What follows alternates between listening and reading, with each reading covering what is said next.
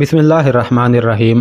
फरमा मिस्र का एक मशहूर शहर था। फिरौन के ज़माने में उसका नाम पलोस था। ज़माने गुजरते गए और मिस्र कुब्तियों के ज़ेर तसल्लुत आ गया तो पलोस का नाम परमोन रख दिया गया। फिर आगे चलकर किसी दौर में उसका नाम फरमा रख दिया गया। जिस इलाके में फरमा वाक़या था वहाँ दरियाए नील जाकर 7 शाहों में तकसीम हो जाता था। एक शाह का नाम, जिसे उस वक़्त नहर कहा जाता था, पलोजी था। इसीलिए उस शहर का नाम पलोज रखा गया था। इसी तरह हर शाह का एक नाम था। उन शाहों की तशरीह ज़रूरी मालूम नहीं होती। ज़रूरी बात जहन में रखने वाली ये है कि यह तमाम इलाका सरसब्ज और जरहेज़ था और यह बहीरा रूम के तकरीबन किनारे पर था। आज भी यह इलाका सरसब्ज व शादाब है और वहाँ फलों के बेअंदाज बागात हैं और इसी वजह से यह इलाका उस वक़्त भी गंजान आबाद था और आसूदा हाल भी था। लोगों के मकानों के इर्द गिर्द बागीचे बने हुए थे जो लोगों को मुख्तलिफ फल देते थे और यहाँ के अंगूर तो बहुत ही मशहूर थे। चूँकि यहाँ अंगूर अफराद से होते थे इसलिए यहाँ शराब भी बनती थी। फरमा का शहर एक पहाड़ी पर आबाद किया गया था और उसकी हिफाजत और दिफा का इंतज़ाम सिर्फ ये नहीं था कि एक तरफ कला और सारे शहर के इर्द गिर्द एक मजबूत दीवार होती थी। दीवार तो थी लेकिन शहर को मुतअद्दद कला बंदियों से महफूज किया गया था। इस तरह उस शहर की तस्हीर तकरीबन नामुमकिन बना दी गई थी। एक तो कला बंदियाँ ज़्यादा थी और दूसरी ये पहाड़ी पर था। यह बहासरा करने वालों के लिए बड़ी ज़बरदस्त मुश्किल पैदा कर दी गई थी। मिस्री बद्दू अपने इलाके में दूर दूर तक फैले हुए थे। फरमा से दूर और आम रास्तों से हटकर एक टीला था जो रेगिस्तानी भी था और उसमें कहीं कहीं सब्जा भी था। वहाँ सहरा ख़त्म होने लगता था और सरसब्ज़ो शादाब इलाका शुरू होता था। उस इलाके में एक जगह ऐसी थी जो वसी नशेब था। उसके इर्द गिर्द जो किनारे थे वह ऊंचे बांध की शक्ल में थे। बरसात के दिनों में उस नशीबी जगह पानी जमा हो जाता था और 2-3 महीनों बाद पानी खुश्क हो जाता और पीछे हरी भरी घास छोड़ जाता था। उसमें चंद एक दरख्त भी थे और कहीं कहीं ज़मीन ज़रा सी उभरी हुई और ऊंचे नीचे टीले भी थे, लेकिन बहुत कम। उस जगह को बदबू ने बहुत खूबसूरत बना रखा था और उसे वो अपना एक तरह का मुकद्दस नशीब समझते थे। ये सारी बातें फहद बिन सामर से मालूम हुई थी और उसके करीब ही कहीं बदबू के मजहबी पेशवा और 1-2 सरदार रहते थे। रात का वक्त था और चांद की तीसरी तारीख थी। कमोबेश 3000 बद्दू दायरे में उस जगह बैठे हुए थे और दरमियान में बहुत सी जगह खाली छोड़ी हुई थी। उस खाली जगह के वस्त में एक कवि हैकल बैल एक खोंटा गाड़ कर रस्से से बांधा हुआ था। उसके हमीदा सींग मुख्तलिफ रंगों से सजाए गए थे। उस पर सब्ज रंग का कपड़ा डाला गया था जिसमें चमक सी थी। हवा से यह कपड़ा हिलता था तो मशअलों के शोलों की रोशनी में उस कपड़े पर चमक की लहरें उठती और खिलती नजर आती थी। बैल के खुरों पर कोई चमकदार चीज मली गई थी। बैल के गले में सहराई फूलों के हार पड़े हुए थे। 20-22 जवान और जवान साल लड़कियां जो एक ही जैसे लिबास में मलबूस थे बैल के इर्द गिर्द दायरे में रक्स कर रही थी। वह मलबूस तो थी लेकिन पूरी तरह मस्तूर नहीं थी। ढोल दफ और शहनाइयां बज रही थी। लड़कियों का यह रक्स उछल कूद जैसा नहीं था और गैर मुनज़्ज़म भी नहीं था। हर अदा और हर हरकत एक ही जैसी थी। कोई लड़की दूसरी से अलग थलग जरा सी भी हरकत नहीं करती थी। यूँ लगता था जैसे ये लड़कियां एक जंजीर से बंधी हुई हैं और जंजीर किसी गैर मरी कुव्वत के हाथ में है। ना रक्स बेहंगम था, ना साजों का गुलगबाड़ा था। साज एक ख्वाबनाक सी धुन अलाप रहे थे और रक्स वजद आफरी था। सहरा की खुनक रात महमूर हुई जा रही थी। 3000 बदबुओं पर सकूत तारी था जैसे वो महवे ख्वाब हों। बैल के इर्द गिर्द चंद एक चक्कर पूरा करके एक लड़की रक्स की अदाओं के साथ बल खाती लहराती दायरे से निकलकर बैल के सामने चली गई और बैल का मुंह चूम कर फिर लड़कियों के दायरे में चली गई। उसके पीछे आने वाली लड़की ने भी ऐसा ही किया और तमाम लड़कियों ने ऐसे ही बैल का मुंह चूमा। दायरा एक कितार बन गया और लड़कियां एक दूसरे के पीछे वहां से चली गई। जो जगह रक्स के लिए खाली छोड़ी गई थी उसके इर्द गिर्द 5 बड़ी मशअलें जल रही थी। तीसरी का चांद वापस उफक में चला गया था और रात तारीक हो गई थी। आखिरी लड़की तारीकी में गुम हो गई तो साजों के सुर ताल तेज कदम हो गए और शहनाइयों की धुन इस तेज थाप के मुताबिक बदल गई। यह फौजी और जंगी सी धुन थी जो खून को गरमाती थी। एक तरफ से एक ही जैसे लिबास में मलबूस कमोबेश 20 बद्दू तारीकी से एक कितार में मशलों की रोशनी में आए और लड़कियों की तरह बैल के इर्द गिर्द दायरे में रक्स करने लगे। वो दायरे में नाचते और चले जाते थे। उनमें से किसी एक की कोई ज़रा सी भी जुम्बश दूसरों से मुख्तलिफ नहीं थी। यह मर्दाना नाच था जिसे जंगी कहा जाए तो ज़्यादा सही होगा। नाचने वालों के एक हाथ में बरहना तलवार और दूसरे हाथ में ढाल थी। उनके हाथों में तलवारें चरखों की तरह इतनी तेज घूम रही थीं कि एक तलवार कई कई तलवारें लगती थीं। ढोल की थाप तेज हो गई और नाच में जोशो खरोश बढ़ता गया। तमाशाइयों का हजूम सुर ताल पर कवालों की तरह तालियां बजा रहा था। उस नाच ने ऐसा तासुर पैदा कर दिया कि देखने वालों के जिस्म बैठे बैठे थिरकने लगे। खून को गरमा देने वाला ये नाच महज दिखावे का जंगी नहीं था। ये लोग थे ही जंगजू और ये नाच उनके जंगी कल्चर की तर्जुमानी करता था। यह बदू कबाइल सरकशी की हद तक आज़ाद ख्याल थे। हरकुल ने किसी वक्त उन्हें अपनी फौज में लेना चाहा था, लेकिन उनके सरदारों ने साफ इनकार कर दिया था। अलबत्ता सरदारों ने हरकुल से यह वादा किया था कि उन्होंने कभी महसूस किया कि उसकी फौज को बदुओं की मदद की ज़रूरत है तो बदू पहुंच जाएंगे, लेकिन वो मिस्र से बाहर जाकर नहीं लड़ेंगे। नाचने वाले उन बदुओं में दो की तलवारें दूसरी तलवारों से मुख्तलिफ थीं। उन दोनों की तलवार चौड़ी और वजनी थी। ये दोनों बदू नाचते नाचते दायरे से निकल आए। एक बैल की गर्दन के एक तरफ और दूसरा दूसरी तरफ खड़ा हो गया। बाकी बद्दू महवे रक्स रहे। उधर से नाचने वाली दो लड़कियां दौड़ी आईं और दोनों ने पीतल का एक खासा बड़ा थाल उठा रखा था। चौड़ी तलवार वाले बद्दू ने तलवार बुलंद की और पूरी ताकत से तलवार बैल की गर्दन पर सर के करीब मारी और आधी गर्दन काट दी।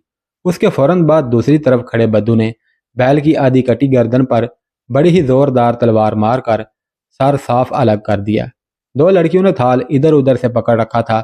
बैल का सर उस पर गिरा। बैल एक पहलू को गिर रहा था। नाचने वाले दो आदमी दौड़े आए। उन्होंने मिट्टी की एक चौड़ी परात उठा रखी थी। उसके किनारे बालिश्त भर ऊंचे थे। बैल गिरा। उन्होंने ये परात बैल की कटी हुई गर्दन के नीचे रख दी और गर्दन को मजबूती से पकड़ लिया, क्योंकि बैल तड़प रहा था। वो इस कोशिश में थे कि खून का एक भी कतरा जाया ना हो। नाचते हुए बदुओं का नाच बंद हो गया और सब ने तड़पते हुए बैल को काबू में ले लिया। बैल का खून एक तबर्रुक था जिसे उन्होंने पानी से भरे हुए मटकों में मिलाना और बदबू ने बच्चों, बूढ़ों, मरीजों और औरतों को पिलाने के लिए प्याले में भर भर कर अपने साथ ले जाना था।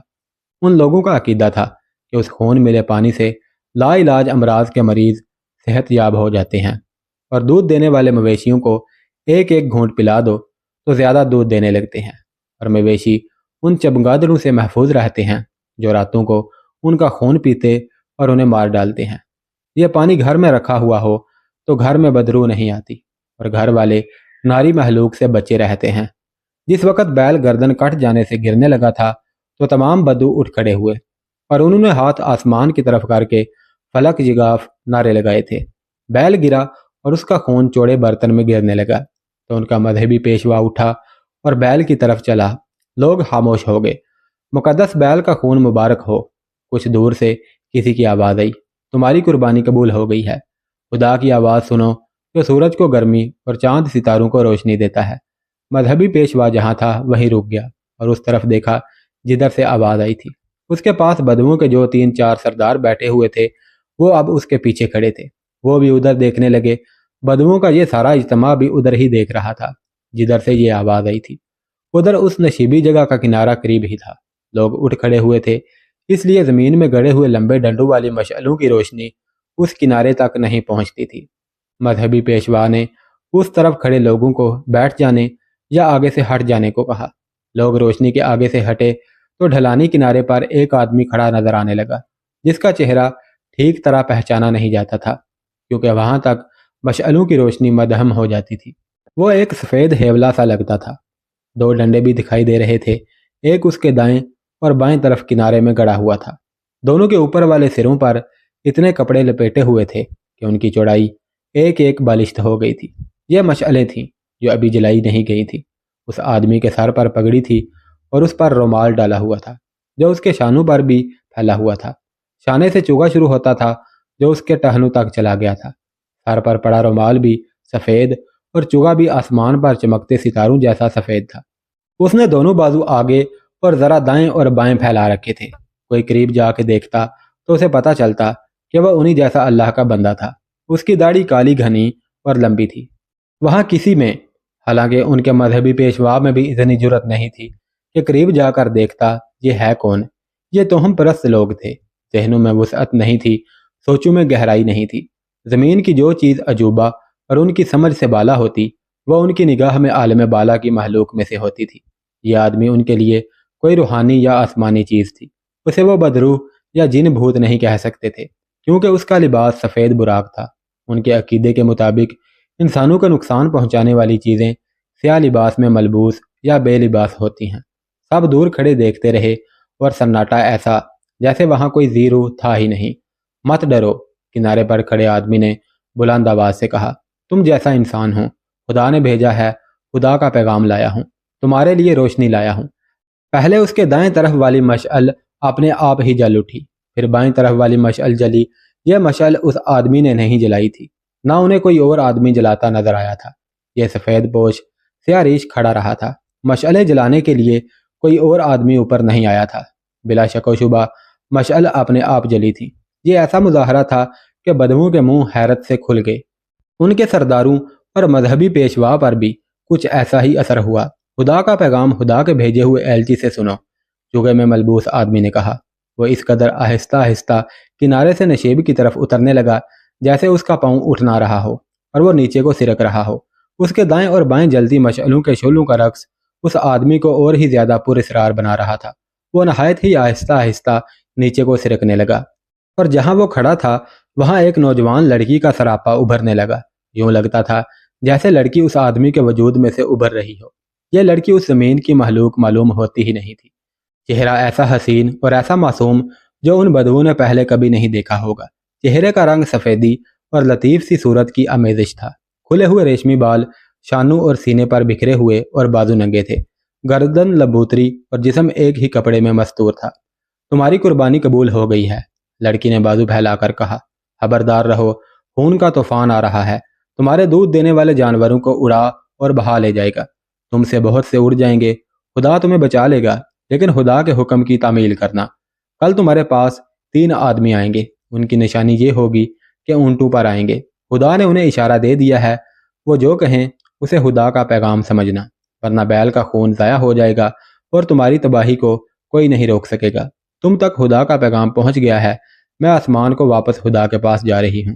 چوگے والا آدمی جو لڑکی کے آگے ڈھلان پر کھڑا تھا آہستہ آہستہ الٹے قدم اوپر جانے لگا۔ لڑکی اس کے پیچھے یا اس کے وجود میں گم ہوتی گئی، اور آدمی کنارے پر 2 مشعلوں کے درمیان جا رکا۔ یہ مشعل ساری رات یہاں جلتی رہے گی، اس آدمی نے کہا۔ یہ خدا کی روشنی ہے، کل صبح یہ اکھاڑ کر اپنے پاس رکھ لینا، یہ صرف قربانی کی رات جلایا کرنا۔ ہم جا رہے ہیں، صبح تک ادھر کوئی نہ آئے، کوئی آیا تو اس پر آسمانی بجلی گرے گی۔ وہ پیچھے ہٹا اور الٹے قدم پچھلی ڈھلان اس طرح اتر گیا جیسے غائب ہو گیا ہو۔ مشعل یوں ہی جلتی رہی، بدوؤں کے ہجوم پر سناٹا طاری رہا۔ مت ڈرو، مذہبی پیشوا نے سکوت توڑا۔ یہ خدائی اشارہ ہے، خوش قسمت ہے وہ قوم جسے ایسے مقدس اشارے ملتے ہیں۔ جشن مناؤ، کل جو آدمی آئیں گے ان سے خدا کی کچھ اور باتیں معلوم ہوں گی۔ یہ سب کیا تھا؟ کیا اس میں کچھ حقیقت بھی تھی؟ کچھ بھی نہیں۔ یہ عربوں کی ذہانت اور دماغی صلاحیت کا کمال تھا۔ یہ حقیقت متعصب ذہن کے یورپی مبصرین اور مفکرین نے بھی تسلیم کی اور اس کی مثالیں پیش کی ہیں کہ عرب کے لوگوں کو اللہ تعالیٰ نے ایسی تخلیقی صلاحیتیں عطا کی ہیں جو دنیا کے کسی دوسرے خطے کے لوگوں کے حصے میں نہیں آئی۔ فہد بن سامر نے سپہ سالار عمرو بن عاص رضی اللہ تعالیٰ عنہ کو بتایا تھا کہ کچھ دنوں بعد مصری بدو اپنی ایک تقریب منعقد کریں گے جو وہ اس ماہ ہر سال چاند کی تیسری رات منعقد کیا کرتے ہیں۔ نئے چاند کے طلوع کو ابھی کچھ دن باقی تھے۔ فہد سامر، مسعود بن سہیل مکی اور حدید بن مومن ہزرج نے سر جوڑے اور اس مسئلے پر غور کرنے لگے کہ ان بدوؤں کو باتوں سے قائل کرنا کہ ہمارے ساتھ ہو جائیں ممکن نہیں، پھر کیا طریقہ اختیار کیا جائے۔ مسعود اور حدید عرب کے بدوؤں کو تو جانتے تھے، لیکن انہیں یہ معلوم نہیں تھا کہ مصری بدو بہت ہی مختلف ہیں اور ان کی خصلت کچھ اپنی سی ہے۔ یہ انہیں فہد نے بتایا تھا۔ ہرکل نے انہیں قتل عام کی اور پھر مصر سے نکال دینے کی بھی دھمکیاں دی تھیں کہ وہ رومی فوج میں شامل ہو جائیں۔ وہ کسی بھی دھمکی سے نہیں ڈرتے تھے۔ پھر ہرکل نے انہیں طرح طرح کے لالچ دیے تھے، لیکن بدو ٹس سے مس نہ ہوئے۔ ہرکل جیسا جابر اور فرعون ذہنیت کا بادشاہ چپ ہو گیا تھا، جانتا تھا کہ فوج سے انہیں تہ و تیگ کرنے کی کوشش کی تو یہ صحرا میں فوج کے لیے مصیبت کھڑی کر دیں گے۔ اب عمرو بن عاص رضی اللہ تعالیٰ عنہ کو ان بدوؤں کی ضرورت محسوس ہوئی تو فہد بن سامر نے انہیں بتایا کہ یہ لوگ باتوں سے نہیں مانیں گے اور لاتوں سے بھی نہیں، کوئی اور ہی ڈھنگ سوچنا پڑے گا۔ فہد ان بدوؤں کے معاشرت، ان کے مذہب اور عقیدوں سے واقف تھا اور یہ بھی جانتا تھا کہ بنیادی طور پر یہ توہم پرست ہیں اور ان میں صرف یہی ایک کمزوری ہے جسے استعمال کیا جا سکتا ہے۔ فہد مصری تھا، مسعود اور حدید ریگزار عرب کی پیداوار تھے۔ انہوں نے ایک ناٹک سوچ لیا۔ یوں تو شارینہ بھی حسین تھی، لیکن جو تازگی اور معصومیت اینی میں تھی وہ شارینہ کے چہرے پر نہیں تھی۔ اینی کی عمر ابھی 17 سال ہوئی تھی، چنانچہ آسمان سے خدا کا پیغام لانے والی حور کا کام اینی کو دے دیا گیا۔ مسعود اور حدید جاسوس تھے، اس لیے انہوں نے مختلف لباس اور بہروپ اپنے ساتھ رکھے ہوئے تھے۔ انہوں نے اس ناٹک کے لیے ایک ایسا تیر انداز منتخب کر لیا جس کا تیر کبھی خطا نہیں گیا تھا۔ کمان کو پورا کھینچ کر تیر چھوڑا جائے تو نشانے پر لگ ہی جاتا ہے، لیکن کمان کو تھوڑا سا کھینچ کر قریب کے نشانے پر پھینکا جائے تو مشکل سے ہی نشانے پر لگتا ہے۔ یہ کام کوئی بڑا ہی ماہر تیر انداز کر سکتا تھا۔ ایسا ایک تیر انداز مل گیا، کیونکہ یہ ناٹک چاند کی تیسری رات کھیلنا تھا اور تیسری رات کو 4-5 ہی دن رہ گئے تھے، اس لیے انہوں نے بڑی تیزی سے ریہرسل کر لی اور اگلے روز فہد کی رہنمائی میں یہ پارٹی روانہ ہو گئی۔ کیونکہ یہ علاقہ صحرائی تھا اس لیے گھوڑوں کی بجائے وہ اونٹوں پر گئے۔ 2 دنوں کی مسافت تھی۔ فہد انہیں ایسے علاقے میں لے گیا جو دشوار گزار تھا، ادھر سے کوئی نہیں گزرتا تھا اور چھپنے کے لیے وہ جگہ اچھی تھی، اور اس نشیبی جگہ کے قریب بھی تھی جہاں بدوؤں کا اجتماع تھا۔ چاند کی تیسری رات کو سب اس جگہ پہنچ گئے جہاں بدو تقریب کے لیے اکٹھا ہو چکے تھے۔ انہیں وہاں کوئی نہیں دیکھ سکتا تھا، دیکھنے والے تقریب میں مگن ہو گئے تھے، اور دوسری وجہ یہ کہ وہ جگہ نشیبی تھی اور اس کے کنارے اونچے تھے۔ چھپنے والی جگہ سے تقریب والی جگہ تک وہ پیدل گئے تھے۔ اگر وہ اونٹوں پر جاتے تو اونٹ خاموشی توڑ سکتے تھے۔ تیسری کا چاند اوپر آ کر واپس چلا گیا تھا، اس لیے رات تاریک ہو گئی تھی۔ پہلے مسعود بن سہیل مکی دونوں مشعلیں اٹھائے اس طرح کنارے کے اوپر گیا کہ کھڑا ہونے کی بجائے صرف سر اوپر کر کے بدوؤں کے اجتماع کو دیکھا۔ اسے اطمینان ہو گیا کہ کوئی بھی اس طرف نہیں دیکھ رہا تھا۔ یہ وہ وقت تھا جب لڑکیوں کا رقص شروع ہوا تھا۔ مسعود نے دونوں مشعلوں کے ڈنڈے بڑے آرام سے کنارے پر گاڑ دیے۔ مشعلوں کے کپڑے تیل میں بھگو لیے گئے تھے۔ مسعود سفید چوگے میں ملبوس تھا، اس کے سر پر پگڑی اور پگڑی کے اوپر سفید رومال تھا۔ فہد نے اسے بتایا تھا کہ وہ اس وقت مشعلوں کے درمیان کھڑا ہو کر بولے گا جب بیل کی گردن کٹ چکی ہوگی۔ فہد نے کبھی یہ تقریب دیکھی تھی، اس لیے وہ صحیح رہنمائی کر رہا تھا۔ سب نے باری باری اوپر آ کر بدوؤں کا تماشا دیکھا۔ ان کے ساتھ اینی بھی تھی اور تیر انداز بھی۔ اینی اسی حلیے میں تھی جو پہلے بیان ہو چکا ہے۔ لڑکیوں کے رقص کے بعد مردوں کا ناچ شروع ہوا، اور جب 2 بدو بیل کی گردن کاٹنے کے لیے اس کے دائیں بائیں کھڑے ہو گئے تو اس وقت فہد نے مسعود سے کہا کہ وہ دونوں مشعلوں کے درمیان کھڑے ہو جائے اور وہ الفاظ کہے جو پہلے طے ہو چکے تھے۔ اس کی مشق بھی کر لی گئی تھی۔ مسعود جب کنارے پر کھڑا ہو گیا تو اینی اس کی پیٹھ کے ساتھ لگ کر کھڑی ہو گئی۔ وہ کسی کو نظر نہیں آ سکتی تھی۔ مسعود نے اپنا رول بڑی کامیابی سے پورا کیا اور مشعلیں اپنے آپ جل اٹھیں۔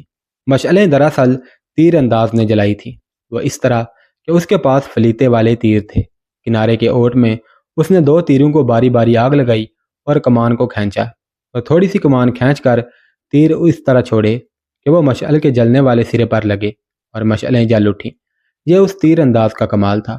اس کے بعد مسعود کنارے کی اندرونی ڈھلان پر آہستہ آہستہ اترنے لگا تو اینی کھڑی رہی۔ وہ یوں نظر آتی تھی جیسے اس کے وجود میں سے ابھر رہی ہو۔ یہ مشعلوں کی تھرکتی ہوئی آگ اور نظر کا فریب تھا۔ اصل بات تو یہ تھی کہ بدو توہم پرست تھے، اور توہم پرستی کی یہی لعنت ہوتی ہے کہ انسان حقیقت کی طرف دیکھتا ہی نہیں۔ پھر مسعود الٹے قدم کنارے پر چلا گیا، اور اینی جو اس کی اوٹ میں چھپ گئی تھی مسعود کی پیٹھ کے ساتھ لگی ہوئی باہر والے کنارے سے سرکتی چلی گئی۔ مسعود بھی اس کے ساتھ گیا۔ اس طرح ان سب نے بدوؤں کی توہم پرستی، پسماندگی اور سادگی کو نہایت چابک دستی سے استعمال کیا، اور ان سب پر اور مذہبی پیشوا پر بھی ایسا پراسرار تاثر پیدا کر دیا کہ انہیں شک نہ ہوا کہ یہ سب ایک فریب تھا جس میں کوئی حقیقت نہیں تھی۔ مذہبی پیشوا اور سرداروں نے بھی مان لیا کہ یہ آسمانی مخلوق تھی۔ جاسوسوں کی یہ جماعت صحرا میں اسی جگہ چلی گئی جہاں یہ سب پہلے چھپے رہے تھے۔ تیر انداز سے کہا گیا کہ وہ اینی اور شارینہ کو واپس پڑاؤ میں لے جائے۔ انہیں اسی وقت روانہ کر دیا گیا۔ مسعود نے اپنا رات والا لباس بدل لیا تھا، اور اس نے، فہد نے اور حدید نے جنگی لباس پہن لیا تھا۔